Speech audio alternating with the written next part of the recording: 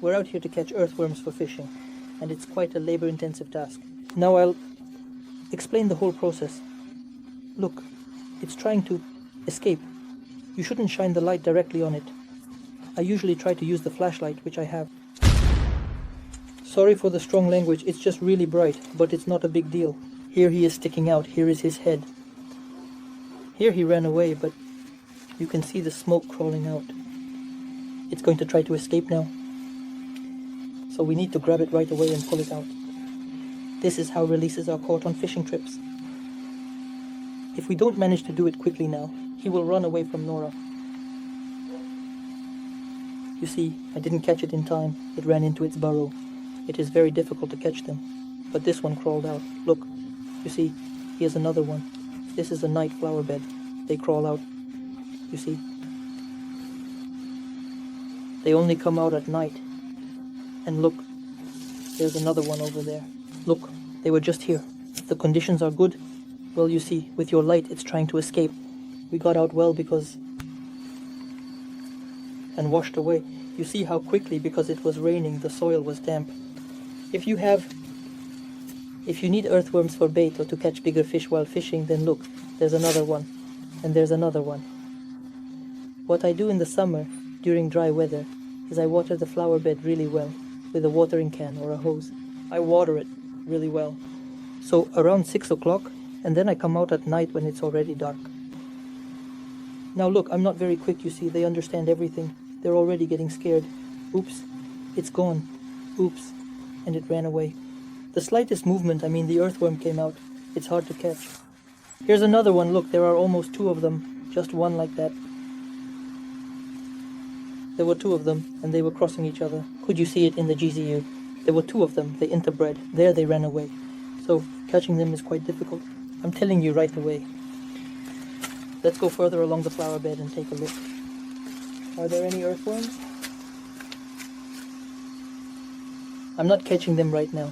I'm just showing you. But I want to show you this since I don't need them. Look, here's another one. There it ran away. You see, there was some movement. What I want to say is, even now I'm talking loudly. It's really loud. Well, you need to attach it to the flashlight from the bag. For example, that little bag over there. He's here dedicated. Look, shoot right under the bush. You can see, it fell out over there. Look, there it is. See how big it is? Oops, and it ran away right away. Just the slightest movement. And look, today for some reason there are a lot of them. Look, another one just came out. So, there it is crawling out. Now I'll try to make the light on my flashlight even brighter. Ladovsky, here it is. Look, see how well it crawled out. Right now there are a lot of them, usually, and look, there are even more. So there are a lot of earthworms on the flower bed, but they run away.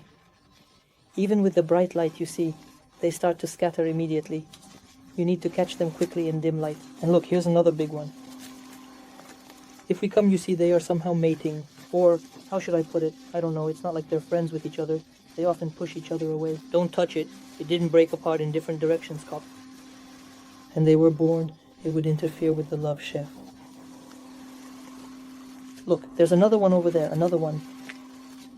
Let's take a look here. There's also one here. There's also one here. Where did you see... Did it run away or something? It was lying around here somewhere. So even if we see it like this, it's wet, it rained yesterday, but it still hasn't dried up, so if we move it, they will run away. But here's a little board. If we lift it up, there should be some crawlers there too. Gently poke around. No, there aren't any right now, but there were signs of earthworms. Here's a damp spot. They usually hang out there. Look, there's an earthworm over there, see? Also over there. Very good. You can catch catfish really well using earthworms. So you hook 1, 2, or 3 earthworms on the hook, toss it out into the bottom rig, and you catch fish. So this is how you catch them, just like that. They catch, I dropped the bait, fishing. Well, for crucian carp, I haven't tried fishing with maggots. It's not fair, even the horns, for some reason. Here, it is on the sonar. If we go and there's a really big one, let's try to catch one after all. Now I'll carefully try to catch one for you. Here it is. I need to figure out how to grab it doesn't get away. You see, I grabbed it, but it's trying to escape. And slowly, so as not to tear it. We take it gently, not abruptly, slowly. The worm is resisting. Here's a maggot, look at it. This is a small maggot. There are, of course, bigger ones, but this is a maggot. Here he is, such a powerful worm. Of course, we let him go back, let him crawl, climb, somehow, so to speak, dig up our flower bed. But if there are no maggots, like on your open flower bed, as I'm showing now, it's not a problem. You can use another method. Here the soil is also moist, but there, aha, we see one. Look, it's trying to escape. Well, there are some, but sometimes there aren't many. They're just not around. It's not a problem, even during the day. You can take an old stump, some bucket. What? The bricks have been standing here for a long time. Now let's go, I'll show you, or we can remove this sleeper.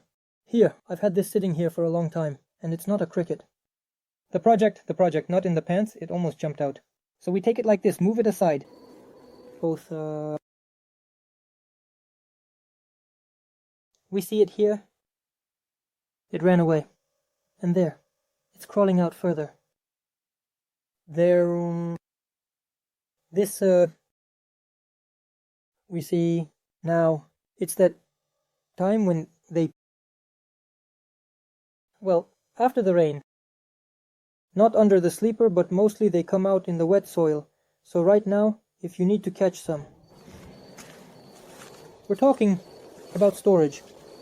I want to say, if you're planning to go fishing in a week, for example. In a week, but do you want to, but right now is a good moment. Let's say, you catch them after the rain, then you catch them, put them in a box, in a container, somehow, so that air is accessible. Any kind of soil, you take some moist soil, or better yet, compost, and a little bit of it. Every 2 days you water it with a couple of teaspoons of broth. Why? Because it seems funny. Yes, but what about those people who are into fishing? They don't just use broth. They pour it in to feed the worms, so they eat it. And sometimes they even mix in cottage cheese and all sorts of other fatty protein-based ones. Tasty. For the worms' ingredients.